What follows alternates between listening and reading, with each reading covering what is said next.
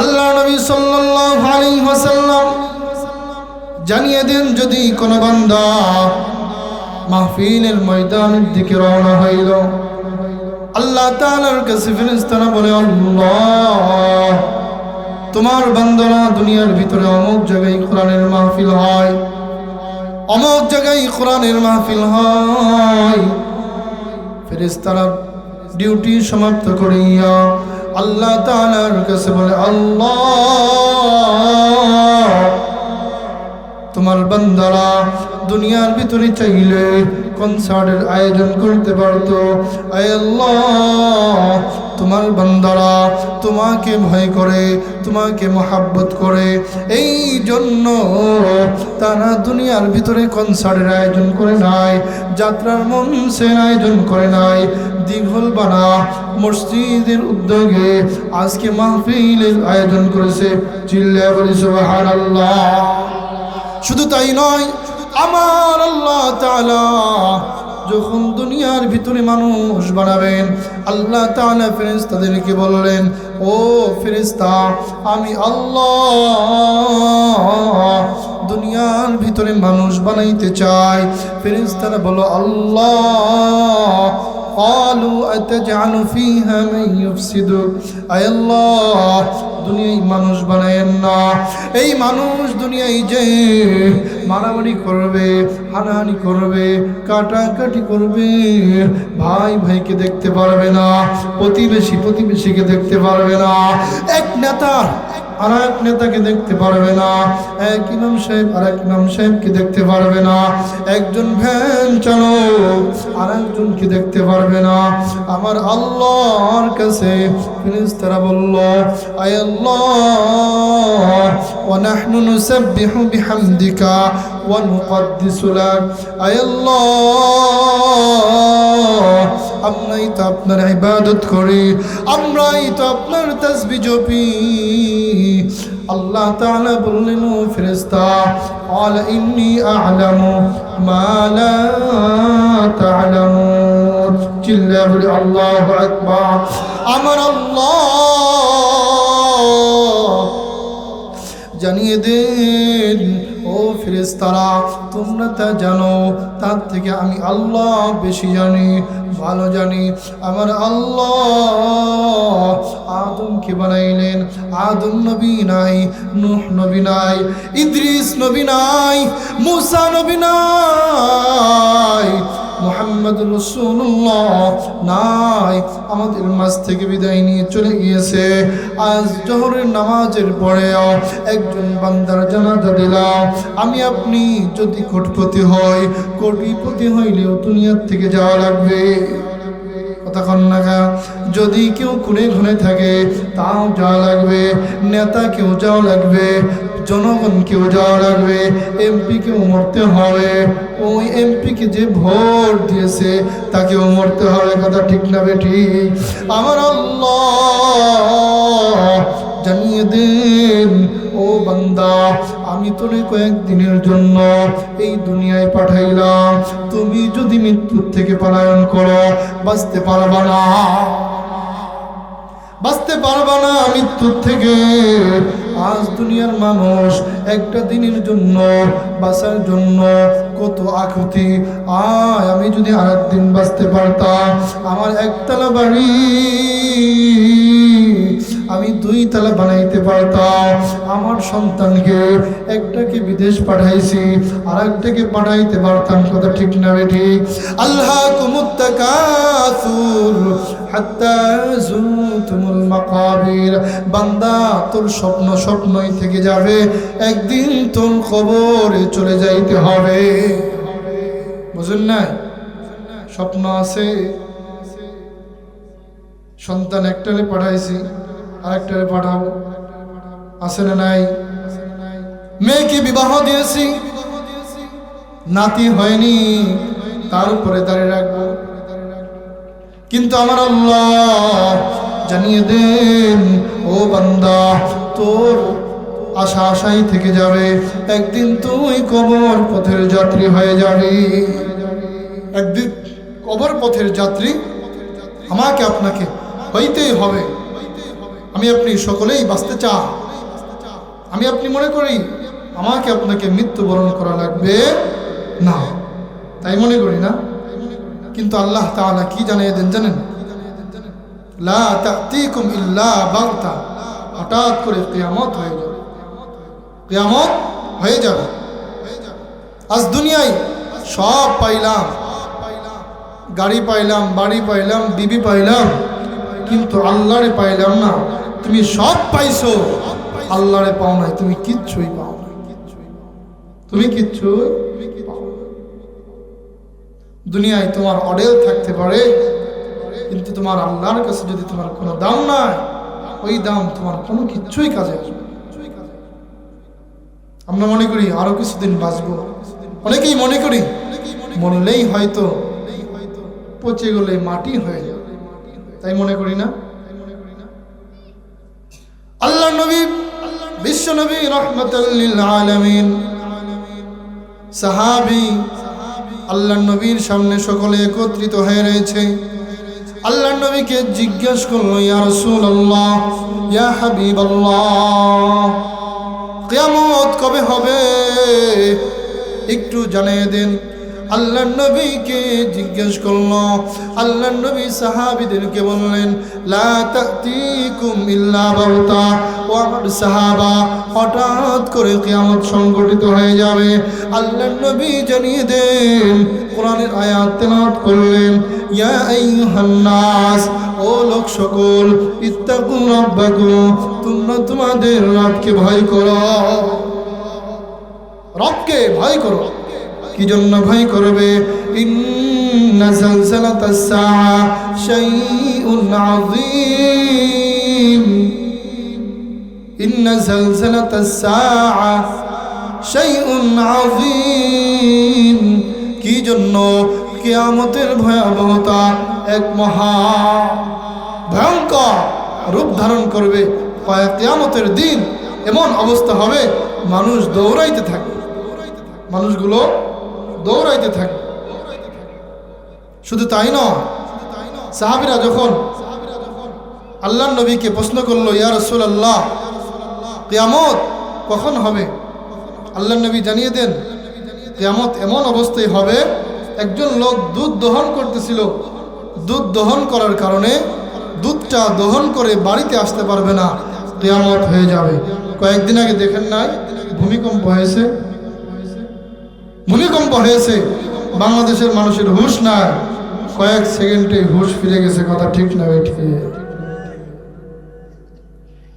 আল্লাহর নবী, বিশ্ব নবী রাহমাতাল লিল আলামিন আমাদের মাঝ থেকে চলে গেলেন, কিন্তু আমাদের জন্য রেখে গেলেন অনেক কিছু আদর্শ। আল্লাহর নবী জানিয়ে দেন, ও আমার উম্মতেরা, একদিন তোমাকে আমাকে এই দুনিয়ার থেকে চলে যাইতে হবে। কেউ থাকতে পারবো না।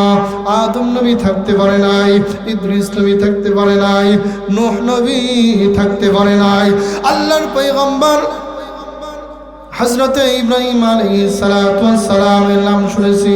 একদিন এই দুনিয়া থাকবে না। আমি আপনি যখন দুনিয়ার থেকে চলে যাব, আমাকে আপনাকে যখন কবর রাখা হবে, এই কবর ভয়ানক জায়গা, যেই কবরে কোনো সাথী নাই, যেই কবরে কোনো বাতি নাই, কেউ থাকবে না। ওই কবরে শুধু আমার আল্লাহ, আমার আল্লাহ ছাড়া কেউ থাকবে না। ও যুবক, দুই হাত জোর করে বলে যায়, আমার আল্লাহ জানিয়ে দেন, আইযা মিতনা ওয়া কুন্না তুরাবা ওয়া ইযামা ইন্না লামাবউসুন, একদিন আমাকে আপনাকে চলে যাইতে হবে, আমি একদিন মাটির সাথে মিশে যাইব। কয়েকজন কাফের আল্লাহর নবীকে জিজ্ঞেস করলো, হে রাসূলুল্লাহ, আমরা যে মারা যাব, আল্লাহ তাআলা কি আবার আমাদেরকে জীবিত করবেন কিনা? আল্লাহর নবী কোরআনের আয়াত তেলাওয়াত করলেন, কুলিল্লাযী ফাতারাকুম আউওয়ালা মাররা, যে আল্লাহ প্রথমবার সৃষ্টি করেছেন, সে আল্লাহ দ্বিতীয়বার আবার সৃষ্টি করবে। কথা কন না? যে আল্লাহ প্রথম সৃষ্টি করছেন সে আল্লাহ দ্বিতীয়বার সৃষ্টি করতে পারেন কি পারেন না? পারেন। হযরত ইব্রাহিম আলাইহিস সালাতু ওয়াস সালামের নাম শুনেছি। হযরত ইব্রাহিম আলাইহিস সালাতু ওয়াস সালাম আল্লাহ তাআলার কাছে বলল, আল্লাহ আপনি যে মানুষ বানান এই মানুষগুলোকে আবার দুনিয়া থেকে চলে যাইতে হয়, আমি ইব্রাহিম একটু দেখতে মন চায়, আমি ইব্রাহিমের একটু দেখতে মন চায়, আল্লাহ আপনি কিভাবে মানুষকে বানান আবার এই মানুষগুলো দুনিয়ার থেকে চলে যায়, আমার একটু দেখতে মনে চায়। আল্লাহ তাআলা হযরত ইব্রাহিম আলাইহিস সালাতু ওয়াস সালামকে বললেন, হে ইব্রাহিম তোমার তো দেখতে মন চায়, তুমি একটা কাজ করো, চারটা পাখি ধরো। সূরাতুল বাকারা 260 নম্বর আয়াতে জানিয়ে দেন, ফাখুয আরবাআতাম মিনাত তায়র। আল্লাহ তাআলা ইব্রাহিম আলাইহিস সালাতু ওয়াস সালামকে বললেন, হে ইব্রাহিম চারটা পাখিকে ধরো আর এই চারটা পাখিকে তুমি জবাই করো। জোরে বলি সুবহানাল্লাহ। হযরত ইব্রাহিম আলাইহিস সালাতু ওয়াস সালাম যখন চারটা পাখি ধরলেন, কয়টা পাখি ভাই? একটু জোরে বলেন আল্লাহু আকবার। আরো জোরে বলি আল্লাহু আকবার। হযরত ইব্রাহিম আলাইহিস সালাতু ওয়াস সালাম চারটা পাখিকে ধরলেন, ফাখুয আরবাআতাম মিনাত তায়র। চারটা পাখিকে ধরলেন, আল্লাহর কাছে বললেন, আল্লাহ আমি তো এই চারটা পাখি ধরলাম, আল্লাহ চারটা পাখি কি করব?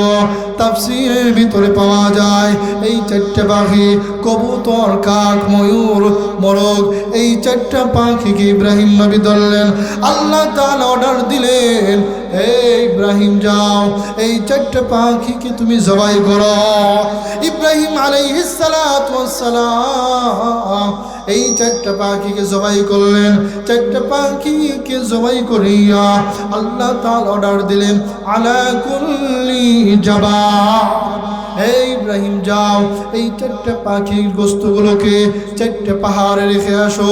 আমার আল্লাহর অর্ডার পাইয়া ইব্রাহিম আলাইহিস সালাতু ওয়াস সালাম এই চারটা পাখিকে যখন পাহাড়ে রাখলেন, আল্লাহর কাছে বললেন, আল্লাহ এখন কি করব? ইব্রাহিম চারটা পাহাড় থেকে ডাক দিলেন, আয় আয় এই ময়ূর পাখি আয়। চারটা পাহাড় থেকে গোস্তর টুকরো একত্রিত হইয়া ময়ূর পাখি হইয়া ইব্রাহিম আলাইহিস সালাতু ওয়াস সালামের হাতে চলে আসলো। চিল্লায় বলি আল্লাহু আকবার। শুধু তাই নয়, ও যুবক, একদিন আমাকে আপনাকে এই দুনিয়া থেকে চলে যাইতে হবে, কেউ থাকতে পারবো না। আমার দাদা নাই, আমার বাবা নাই, কেউ নাই, কেউ থাকতে পারে নাই, আমি আপনিও থাকতে পারবো না। আমার আল্লাহ একদিন অর্ডার দেবেন, হে ইসরাফিল যা, ওয়ানুফিখা ফিস-সূর, একদিন অর্ডার দেবেন, যা যা সিংহাই ফুৎকার দে।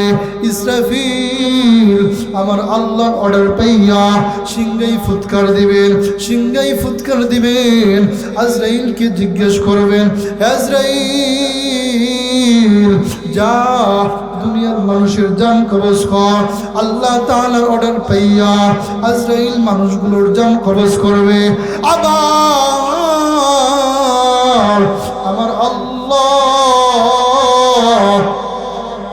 আমার আল্লাহ আজরাইলকে বলবেন, আখবিরনি মান ইয়াবকা, আখবিরনি মান ইয়াবকা, আখবিরনি মান ইয়াবকা। আজরাইল আর কে আছে রে? আজরাইল বলবে, আল্লাহ, আয় আল্লাহ মানুষগুলোর জান কবজ করা শেষ, এখন জিন আছে। আমার আল্লাহ অর্ডার দিবেন, যা জিনগুলোর জান কবজ কর, জিনগুলোর জান কবজ কর। আমার আল্লাহর অর্ডার পাইয়া জিনগুলোর জান কবজ হবে। আবার আল্লাহ অর্ডার দিয়ে দিবেন, রে আজরাইল আর কে আছে? আজরাইল বলবে আল্লাহ। ফেরেশতারা আছে, আমার আল্লাহ আবার অর্ডার দিবেন, যাও ওই ফেরেশতাগুলোর জানকে কবজ করো। ফেরেশতাগুলোর জান কবজ করবে। তাফসীরে মারিফুল কোরআনের ভিতরে ইল্লা মান শাআল্লাহ এইটুকুর তাফসীরের ভিতরে আসছে চারজন ফেরেশতা, জিবরাইল, মিকাইল, ইসরাফিল, আজরাইল, এই চারজন ব্যতীত সমস্ত ফেরেশতাদের জান কবজ হয়ে যাবে। চিল্লায়ে বলি আল্লাহু আকবার, আরো জোরে বলি আল্লাহু আকবার। আল্লাহ তাআলা একদিন আমাকে আপনাকে দুনিয়া থেকে বিদায় নিয়ে চলে যাইতে হবে। দুনিয়ায় কেউ থাকতে পারবো না। আমার আল্লাহ আজরাইলকে অর্ডার দেবেন, আজরাইল যাও। আর কে আছে? আল্লাহর কাছে বলবে আল্লাহ। জিবরাইল আছে, মিকাইল, ইসরাফিল আর আমি। আল্লাহ তাআলা অর্ডার দিবেন, যাও জিবরাইল, মিকাইল, ইসরাফিল এই তিনজনের জান কবজ করো। আল্লাহ তাআলার অর্ডার পাইয়া এই তিনজনের জান কবজ হয়ে যাবে। আর বাকি থাকে আজরাইল। আমার আল্লাহ আবার বলবেন আখবিরনি মাইয়া বাকা। আজরাইল আর কে আছে? আজরাইল বলবে আল্লাহ আপনি আর আমি সারা দুনিয়ায় কেউ নাই। আল্লাহ বলবেন আজরাইল যা, তোর নিজের জানকে তুই নিজেই কবজ কর। আজরাইল তুই চোখের পানি ছেড়ে দিয়া আল্লাহর কাছে বলবে আল্লাহ আমি যদি জানতাম আমার নিজের জান আমার নিজেই কবজ করা লাগবে, আমি আজরাইল আর কারোর জান কবজ করতাম না। আজরাইল জান্নাত জাহান্নামের মাঝখানে যাইয়া বিকট একটা আওয়াজ দিবে, আওয়াজ দিয়ে নিজের জানকে নিজে শেষ করে দেবে। আজরাইল হাদিসের ভিতরে আসছে আজরাইলের জানের কবজের শব্দ যদি দুনিয়ার কোনো মানুষ জানতো, যদি দুনিয়ার কোনো মানুষ শুনতো, দুনিয়ার মানুষগুলো বধির হয়ে যাইতো। দুনিয়ার মানুষগুলো বধির হয়ে যাইতো।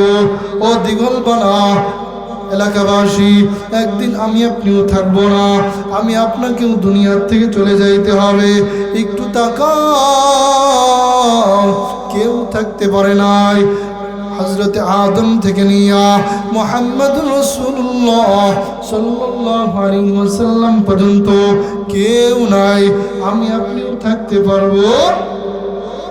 নবী মুহাম্মদুর রাসূলুল্লাহ যখন দুনিয়া থেকে চলে যাবেন, আল্লাহ তাআলা আজরাইলকে পাঠাইলেন, আজরাইল যাও আমার বন্ধু কি আমার সাথে মুলাকাত করতে চায়, সাক্ষাৎ করতে চায়।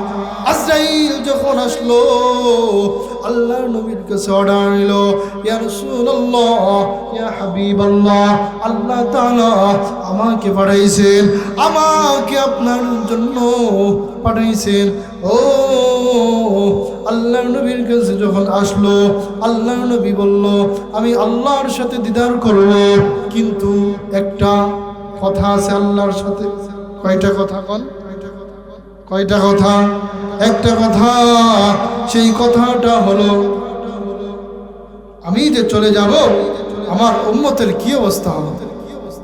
আমি দুনিয়ার থেকে চলে যাব, মুরব্বীরা যখন চলে যান, যে সন্তানকে ভালোবাসেন তখন বলে না, বড় সন্তানকে বলে যায় আমার সমস্ত সন্তানগুলো তুমি দেখে শুনে রাখ। আল্লাহর নবী সাল্লাল্লাহু আলাইহি ওয়াসাল্লাম আজরাইল যখন জান কবজ করবে জিবরাইলকে বললেন, জিবরাইল ভাই যাও আল্লাহর কাছ থেকে শুনে আসো যে আল্লাহ তাআলা আমি চলে যাওয়ার পরে আমার এই উম্মত, এতিম উম্মতের অবস্থা কি হবে। আল্লাহ তাআলা একটা কথা বললেন, যাও আমার বন্ধুকে জানিয়ে দাও এই কথা যে আপনি দুনিয়ার থেকে যাওয়ার পরে স্বয়ং আল্লাহ তাআলা আপনার উম্মতের জিম্মাদারি নেবেন। জোরে বলি সুবহানাল্লাহ, আরো জোরে বলি আল্লাহু আকবার।